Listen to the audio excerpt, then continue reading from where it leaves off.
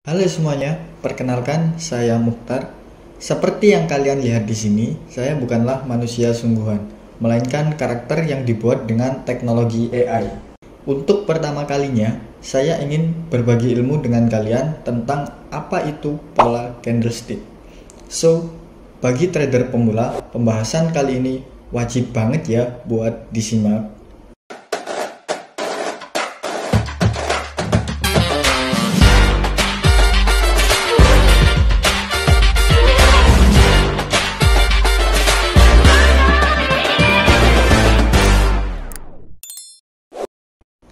Oke, pola candlestick pada dasarnya adalah sebuah metode membaca grafik harga, di mana istilah candlestick sendiri berasal dari Jepang.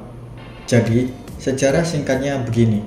Mulanya, candlestick digunakan para pedagang beras di Jepang untuk mengamati dan menganalisis pergerakan harga beras di pasar dari waktu ke waktu.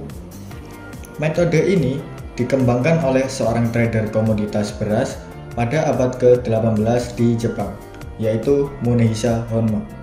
Berawal dari catatan rutinnya mengenai harga pembukaan, penutupan, tertinggi, dan terendah pasar setiap harinya. Kemudian digambarkan pola candlestick itu yang pada akhirnya digunakan sebagai acuan oleh sesama trader. Dan hingga kini candlestick populer di kalangan para trader spekulatif mulai dari saham hingga forex. Setelah kita mengenal istilah candlestick, sekarang gimana sih cara membacanya? Nah, coba kita perhatikan candle ini. Di sini ada dua jenis candle, hijau dan merah. Mereka ini punya nama masing-masing ya, bullish dan bearish. Mungkin kalian bertanya-tanya, kenapa namanya bullish dan bearish? Oke, beberapa sumber itu menyebutkan begini. Bull itu kan banteng dan bear itu beruang. Si banteng ini kalau menyerang dengan cara menyeruduk.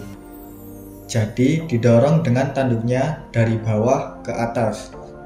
Dari situ maka jadilah istilah bullish yang menggambarkan kondisi sebuah pasar yang sedang mengalami tren naik atau penguatan.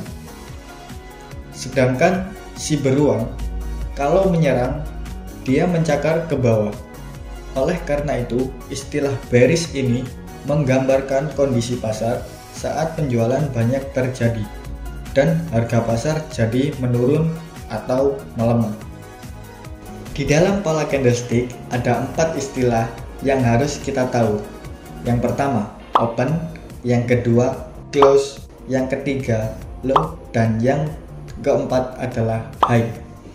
Pada candle bullish, posisi open atau harga yang ditetapkan ketika perdagangan dibuka ada di sini.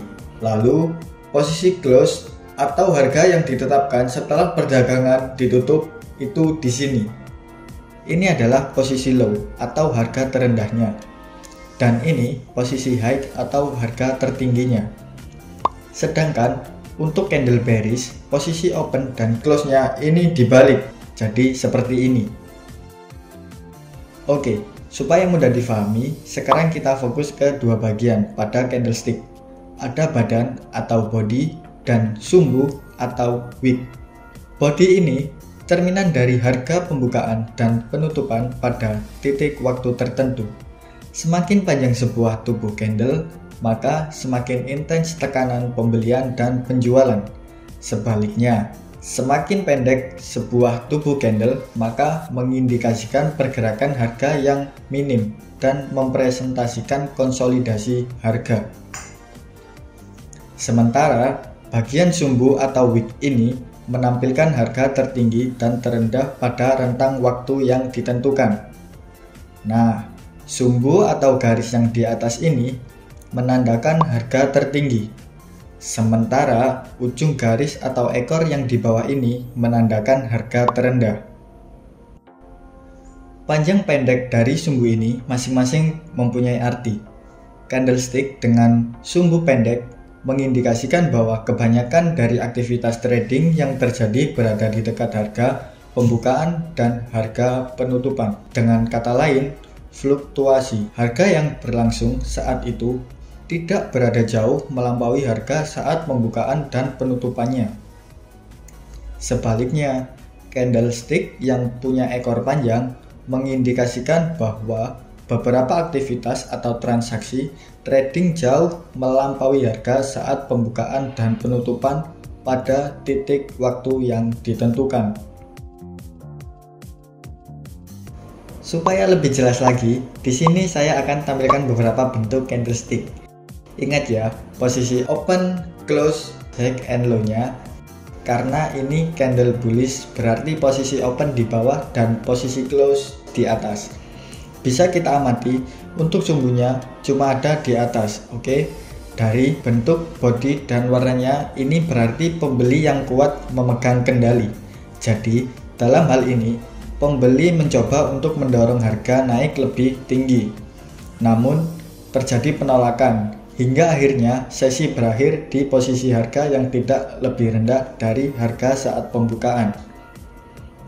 Sekarang kita beralih ke candle ini, oke?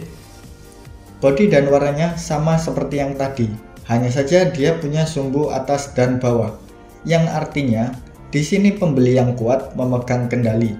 Untuk harga tertingginya pada saat itu mencapai di titik ini, kemudian pembeli mencoba untuk menurunkan harga lebih rendah dari harga waktu open, namun ditolak. Hingga akhirnya sesi ditutup atau close di harga yang mendekati harga tertinggi. Beralih ke candle ini. Di sini ada sumbu panjang di atas dan di bawah. Hal yang mungkin terjadi adalah harga turun lebih rendah, penjual memegang kendali, kemudian pembeli mengambil alih lalu mendorong harga kembali naik lebih tinggi dan akhirnya penjual masuk kembali, namun sesi berakhir pada posisi harga yang tidak terlalu jauh dari harga open. Candle ini merupakan sinyal bahwa sedang terjadi keraguan terkait harga pasar yang belum jelas akan terjadi seperti apa ke depannya. Terakhir, kita perhatikan candle ini. Di sini kita bisa lihat bahwa sumbu lebih panjang daripada body atau badan candle, yang artinya harga pasar turun jauh lebih rendah dari harga saat open. Mulanya penjual memegang kendali, lalu pembeli mengambil alih dan naik kembali. Hingga akhirnya sesi menunjukkan harga penutupan mendekati harga tertinggi. Jadi, arti dari pola ini adalah penolakan harga yang lebih rendah, pembeli jelas memegang kendali. Oke, jadi kesimpulan dari pembahasan kali ini apa saja? Mari kita rekap ulang ya. Pola candlestick merupakan suatu pola yang membawa informasi secara ringkas terkait harga di pasaran sesuai dengan rentang waktu yang kita tentukan. Entah itu 1 jam, 1 hari, atau 1 bulan. Untuk bisa membaca pola candlestick, perhatikan secara keseluruhan rangkaian candlestick mulai dari badan, sumbu, dan warna. Oke teman-teman, saya rasa materi pengenalan candlestick cukup sampai di sini dulu. Di next video kita akan belajar bersama-sama lagi ya tentang kombinasi pola candlestick. Semoga materi yang saya sampaikan bisa bermanfaat buat teman-teman sekalian. Jangan lupa support channel ini dengan like dan subscribe. Dan jika ada pertanyaan, kalian bisa tulis di kolom komentar ya. Salam sukses dan sampai jumpa.